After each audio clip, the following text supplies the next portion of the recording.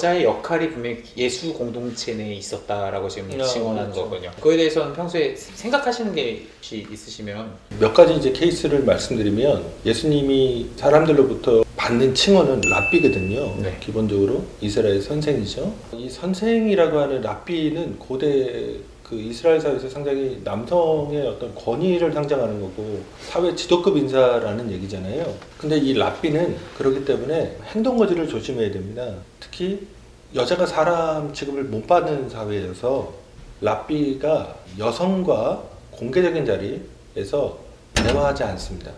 예를 들어 부인이나 딸을 길거리 가다 만났다. 그럼 얼마나 반가워요.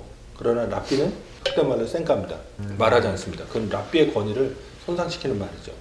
그런데 예수님께서 수가성 우물가에서 성경에 나오는 가장 긴 대화, 예수님과의 가장 긴 대화예요. 그런 걸 보면 완전 파격이죠. 그 제자들이 어안이 벙벙한 거죠.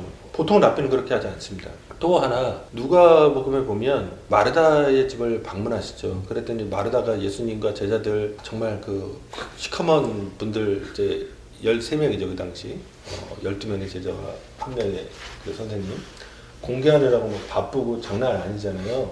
그러니까 이제 마리아가 예수님 발치에서 말씀 듣고 있는 거 보고 이제 뚜껑 열려서 왜 이렇게 나를 도우라 말씀하지 않으십니까? 명령을 해주십시오 하잖아요.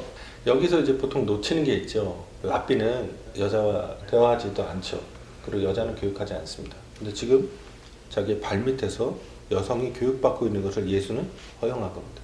이게 놀라운 장면이에요. 그 당시에 눈으로 보면 그러니까 예수님에게 있어서 이 예수운동이라고 하는 것은 하나님 나라를 갖고 오신 거잖아요. 하나님 나라가 도대체 어떤 곳이냐 하는 이 예수운동의 핵심 중에 창세기 1장에 남성과 여성이 모두 다 하나님의 형상으로서 존귀한 존재라고 하는 것을 그의 사역 속에서 파격적으로 드러내십니다. 그런 것들을 보면 나중에 이제 기독교가 걸어가는 길, 지금 여성 인권의 길, 뭐 조금 더 강하게 가면 여성 해방의 길은 이미 예수님에게서 보이고 있다. 심지어 저는 재밌는 해석을 본 게 있는데 어떤 거냐면 아까 마르다와 마리아 이야기하셨지만 마리아는 지금 절대 앉을 수 없는 자리에 앉아 있는 거거든요. 그래서 마르다가 마리아 보고 자기 좀 일 좀 도와달라고 주게 해주십시오라고 이야기하는 거를 뭐 마리아에 대한 뭐 질투나 아니면 자기가 일하는 거에 대한 힘듦에 대한 불평 이런 게 해석하는 게 아니라 심지어 어떤 여성 신학자는 마리아를 보호하기 위한 행동이었다라고 발언이었다고 해석하는 것도 봤어요. 그렇게 말함으로써 그러니까 마리아가 여기 앉아있을 때 다른 남성들의 시선이 어떻겠어요? 뭐지 쟤? 이러겠죠. 그런 의미에서 자기 동생을 어떤 걸 보호하기 위한 의미로 그런 이야기를 한 것이다라는 해석까지 있을 정도로 정말 파격이었던 건 분명하죠.